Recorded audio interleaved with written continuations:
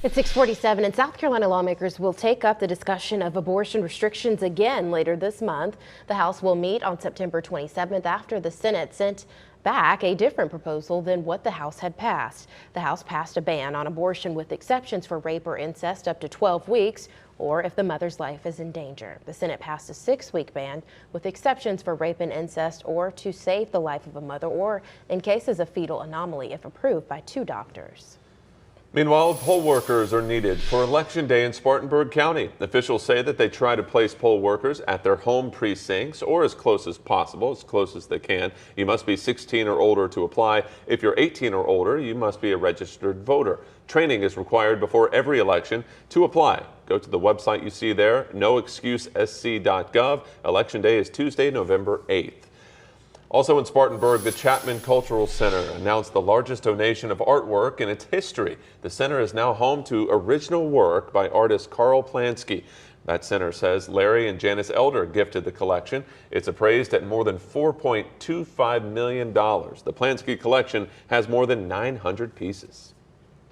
Well, the Gibbs Cancer Center is hosting a free prostate cancer screening event today. It runs from 5:30 until 7:30 p.m. You do have to register. You can do that by calling the number on your screen. It's 864-560-1966. And Sunny Days Entertainment in Fountain Inn is hosting a job fair tomorrow from 1:30 until 3:30. They're looking for warehouse associates with a starting pay of $15 an hour. Benefits include weekly paychecks and referral bonuses. Sunny Days Entertainment was named one of the fastest growing companies in South Carolina. Well, Greenville Restaurant is expanding into Anderson. The newest Up on the Roof restaurant will sit on top of the newest parking garage downtown on South McDuffie and East Market Streets. Anderson Mayor Terrence Roberts says they built the garage with the plan to attract a rooftop venue. The city says Up on the Roof will offer a place to relax with friends, eat brunch, or go on a date night. Your time is 6:50, and inflation is the focus in Washington today. Yes, it is. Economists predict that a new report will show prices fell between July and August. Amy Lou is in Washington. Well, economists say a dip in prices is likely due to falling gas prices, but costs to consumers are still high compared to last year. Meanwhile, Democrats will be celebrating new legislation at the White House that they say will bring relief to struggling families. It's essential that we bring it down, and that's something that Americans feel every day. The Biden administration says relief from soaring prices is coming, in part through the Inflation Reduction Act. We're cutting deficits to fight inflation by having the wealthy and big corporations finally begin to pay part of their fair share. The law includes record spending on climate and health care, as well as tax increases and greater tax enforcement and inflation reduction over the next decade. Washington Democrats have consistently misunderstood what the American people have asked them to do. Republicans blame Democrats for COVID spending and the Inflation Reduction Act for soaring prices, while the White House points to supply chain shortages and the Russia-Ukraine war as key contributors. The Federal Reserve will be watching the latest inflation report while preparing for another interest rate hike next week. The longer inflation remains well above target, the greater the risk that the public does begin to see higher inflation as the norm. While inflation is trending down and the job market remains steady, the Federal Reserve says prices still are too high. They'll use today's report to consider how much to raise interest rates later on next week. In Washington, I'm Amy Lou. Okay, at 6:51, NASA is pushing back the next launch attempt for its Artemis 1 moon rocket. The agency says the launch will now take place on September 27th. The new launch window is just 70 minutes long. October 2nd is a potential backup date. You may recall the first launch attempt was scrubbed, as was the second, largely due to an issue during the engine refueling there. All right, well, First Lady Dr. Jill Biden made a stop in North Carolina yesterday. It's part of the White House's Back to School bus tour.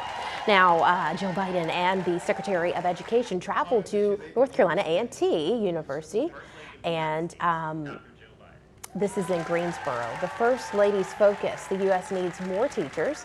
She says that $130 billion there from the American Rescue Plan allowed districts to hire more teachers and counselors. Meanwhile, President Biden is promoting the next steps in his administration's Cancer Moonshot initiative. This aims to prevent deaths from cancer and find new treatments. The president spoke at the John F. Kennedy Presidential Library in Boston. This was yesterday, and he compared the effort to fight cancer to Kennedy's goal of putting a man on the moon. His speech taking place on the 60th anniversary of Kennedy's iconic speech. We need to manufacture advanced biotechnologies here in the United States. That's why today I signed an executive order that directs the federal government to ensure biotechnologies invented in the United States of America are made in the United States of America. President Biden's goal is to reduce the death rate from cancer by at least 50% in the next 25 years. Well, the Houston Texans used their season opener Sunday to honor the 21 victims of the Uvalde Elementary School shooting. The Texans hosted the Uvalde High School football team and wore Uvalde Strong decals on their helmets. The high school players had their travel paid for by the Texans in a local grocery chain. They got to watch the game from a suite. Uvalde's senior linebacker said it was the first time most of his teammates had ever even attended an NFL game. 19 children and 2 teachers were killed in the shooting at Robb Elementary School back in May. Since then, the Texans have donated $400,000 to the school's memorial fund. The team also visited Uvalde earlier this month to surprise the high school team with brand new uniforms. Former Major League Baseball pitcher Anthony Vivaro is dead at age 37. Officials and the MLB confirmed he died in a wrong-way crash on Sunday. Now, Vivaro pitched for the Braves, the Mariners, and the Red Sox over 6 years. After retiring from baseball, he became a police officer in the New York City area. He was traveling to Manhattan's 9/11 ceremony when he died. He leaves behind a wife and 4 children. Well, Britain is mourning the loss of Queen Elizabeth II, who is currently lying in rest at St. Giles's Cathedral. Soon, her coffin will be moved to Edinburgh's airport for Elizabeth's final return to London's Buckingham Palace. Tomorrow, her body will be transported to Westminster Hall in a public procession. Her funeral is scheduled for September 19th at Westminster Abbey.